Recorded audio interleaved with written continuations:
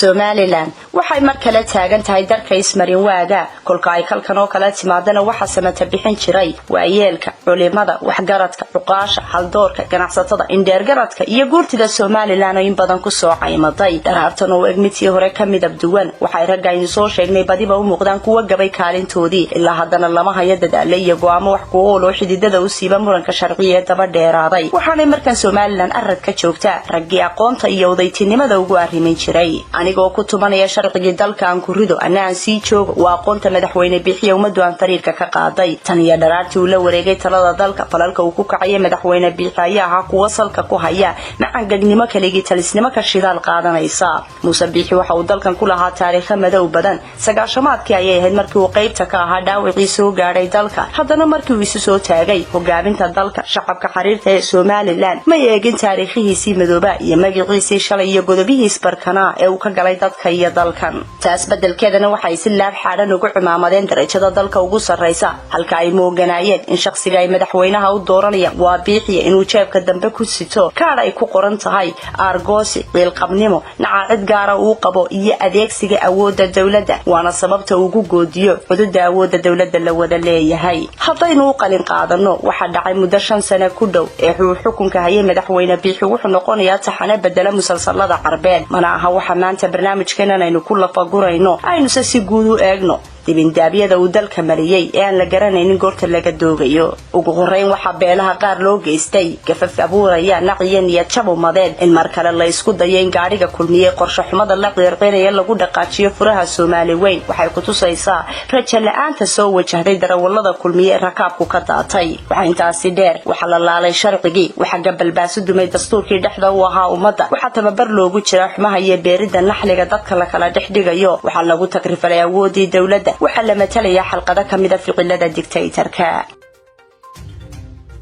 waxa muuqata ismahadin badan oo ah halka uu xukun waliba ku halaagmo masiirkii umada oo laga matalay shaxaya marba god la degaya hanti urursiga boobka dhacaya qutal daruuriga monoboliga lagu qaatay ganacsiga kootada lagu xiray waa makaaga bulshada haysata in gaani la rabto inay ayaama taajir ku noqoto sixir bararka ayaa maraya heer aan Somaliland saddexdii qoys laba kamid ah hibe helin saddexda qood maalintii abaaraha daba dheeraaday ayaa keenay in meelo badan oo Somaliland kamid ah dadka nool ay haraad ugu qurbaxaan shacabka ayaana haatan u baahan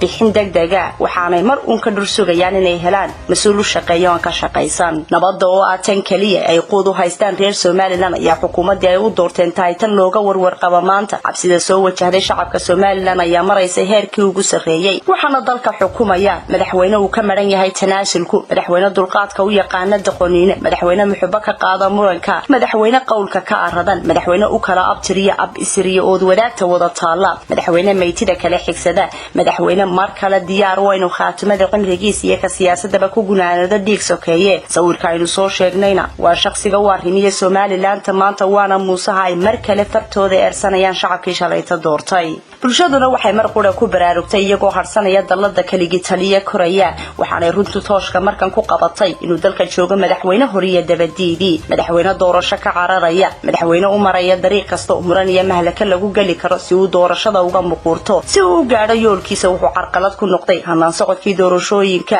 wuxuu bilaabay inuu sharciga gacanta ku qaato kuna goodiyo inuu kala diri doono xisbiyaha haysta sharciyadooda wuxuuna abuuray xaalad kasta oo sahli karta inuu ku seeto dheeraysto xukunka sadkii go'ay isagoo markan raad guraya cimri dherer uu helo qasriga uguna sii nagaado maalmo xaaraana maamulka dalka ayuu arkay waa madaxweyne Biixi in khilaaf soo kala dhexgala komishanka doorashooyinka in uu yahay fursad uu ku heli karo muddo kororsi taasoo keentay inuu miinada muranka markan dhexdhigo komishanka doorashooyinka qaranka isagoo dalkana u heenseeyay safar hubanti la'aan oo hagardaama badan Somaliland xukuumadii uu kala dambeeyay ayaa ahaa kuwa markasta oo muran sharci mid doorashada u yimaado inuu tanaasulka ugu horeeyay dhawrista nabadda uu ka iman jiray xukuumadda talada dalka haysa oo cidda markaasi ay saaran tahay mas'uuliyadda maatidii ay u dhaarteen markan jawigu waa mid ka duwan oo waxa markasta tanaasula dalka iyo dadkana u tula xisaabta mucaaradka waxaana nabadda laga laalushaa madaxweynihii dhammaaya qaranka mucaaradka oo in badan aha hayinka nabadda iyo kuwa garwadeenka ka dhawrista wada noolaanshiyaha mandaqadan yar ee Somaliland ayaa markan u muuqda kuwa galay maalmo kuwa hore ka duwan waxaana haatan u daaran xisbiyada mucaaradka codkii Allah u naxariistay Maxamed Axmed Kuluciye heestii ahayd ilaahi balaayo haysto ilaahi balaayo baaday adigoo ku baaqay waana cabsan laygana jidbixi waa bilata kama samraaye walay baaday umaha ubiyay sanaya walay baaday umaha